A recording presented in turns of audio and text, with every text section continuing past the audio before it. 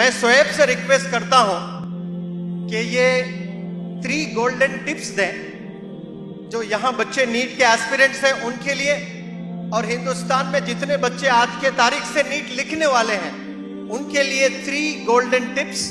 Well ladies and gentleman, when anybody invest money in business, जब कोई बंदा business में पैसे इन्वेस्ट करता है तो 4 पॉसिबिलिटीज होते हैं। एक, वो फेल हो जाता है।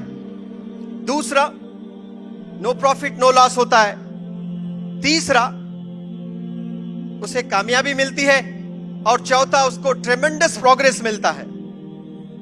ये चारों चीजों में, चारों लोगों में भी एक चीज कॉमन होती है, सबके पास होती है एक चीज। वो क्या है? टाइम। वो क्या है? टाइम। और सबके पास उतना ही वक्त होता है। A failure businessman has 24 hours and Sirajuddin Ajmal साहब जैसे कामयाब बिजनेसमैन, उनके पास भी 24 आवर्स। और जो बंदे इम्तिहान लिखते हैं उनके पास भी 24 आवर्स। जो नीट लिखे डिस्क्वालीफाई हो गए, 24 आवर्स। और शोएब आफ्ताब ने एग्जाम लिखा 720 में 720। A big round of applause for that boy। उन्हें भी 24 आवर्स ही है। जो बच्चे फेल हो रहे हैं 24 आवर्स है उनके पास, और जो बच्चे ऐसे रिकॉर्ड कायम कर रहे हैं उनके पास भी 24 hours. The beauty lies in using the time. आप अपने टाइम को कैसे मैनेज करते हो, ये आपके सक्सेस इस पर डिपेंड करता है। आज हमारे बीच एक बहुत ही कामयाब बंदा, ऐसा रिकॉर्ड जो कायम किया है, जो सोचने कभी डरते थे, वो Shoaib Aftab. He has come all the way from Delhi, he is from Odisha से ये लड़का खड़े होता है और मैसेज देता है पूरे देश को कि impossible is nothing. He has proven and he has given a message to the students of Ajmal Foundation and the rest of the institutions across India that yes, we can do wonders.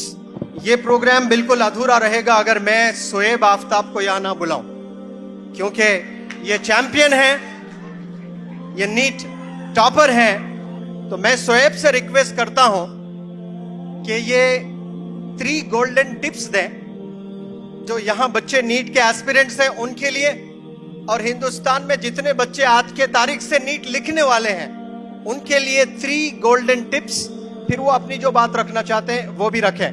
Well boys and girls, ladies and gentleman, a big round of applause for Shoaib Aftab. Good afternoon everyone. अस्सलाम वालेकुम। I am Shoaib Aftab, a student just like you. Today I am standing here, tomorrow is your turn. So I appeared for NEET this year and I secured AIR 1 and also 720 out of 720. I want to thank Ajmal Foundation for inviting me and allowing me to address you people, and I also want to thank you all for the love I received here. I was born in Bengal. I am a Bengali, so I can speak Bangla as well. Kemon acho Assam? Thank you Hojai and the people here. Initially सब कुछ इतना clear नहीं था। Class 8-9 तक robotics और nano technology में काफ़ी interest था मुझे, और मैं कहीं ना कहीं ये सोचता था कि डॉक्टर्स की शायद फ्यूचर में रिक्वायरमेंट नहीं होगी। टेक्नोलॉजी इतनी एडवांस्ड हो जाएगी कि शायद हमें ट्रीटमेंट ऑफ डिजीज़ जो हम ह्यूमन बींग्स करते हैं उसकी शायद ज़रूरत ही ना पड़े, रोबोटिक्स से ही सारा काम हो जाए।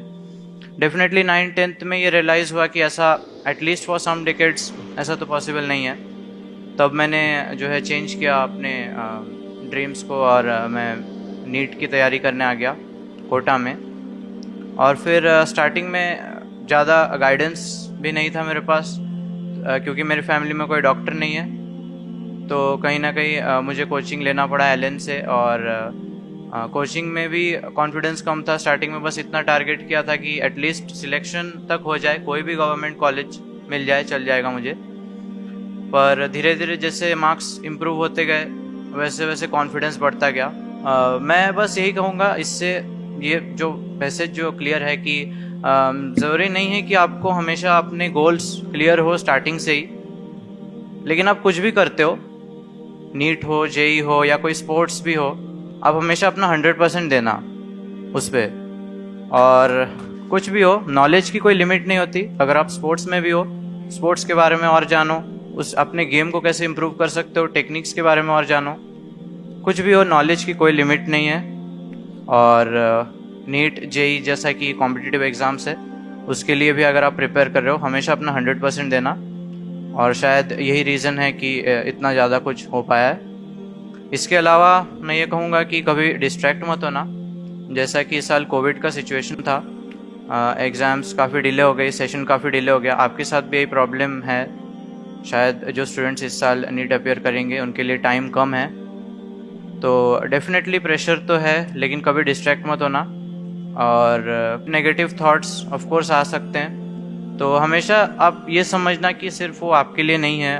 वो जो भी प्रॉब्लम्स आप फेस कर रहे हो वो सब फेस कर रहे हैं। ये चीज़ जानकर ही आपको एक पॉजिटिव मोटिवेशन मिलना चाहिए। इसके अलावा आप हमेशा कोशिश यही करो कि आप नेगेटिव थॉट्स को पॉजिटिव में कन्वर्ट करने की कोशिश करो। मुझे भी डर था कि कहीं ना कहीं कोविड के टाइम पे जो भी मैंने इतने मेहनत से पढ़ाई की, शायद जिन लोगों ने उतना नहीं पढ़ा हो, जो एक एक्स्ट्रा टाइम मिल रहा है इतना, तो डेफिनेटली वो लोग शायद मेरे से भी आगे हो जाए। पर कहीं ना कहीं दिमाग में ये भी था कि मैं उनसे भी ज़्यादा पढ़ूंगा और उनसे और ज़्यादा आगे रहूँगा। बस सिंपल है, हमेशा अपना 100% देना, और जैसा जैसा आप कर रहे हो उसको फॉलो करो, कभी डिस्ट्रैक्ट मत हो, और डेफिनेटली आप जो भी करना चाहते हो आपको ज़रूर मिलेगा वो। Thank you.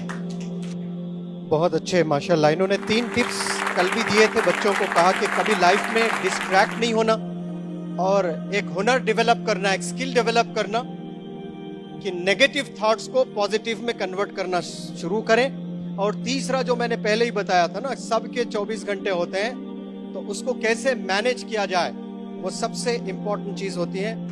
And the heart of Ajmal foundation Maulana Badruddin Ajmal Sahab is going to honour this boy,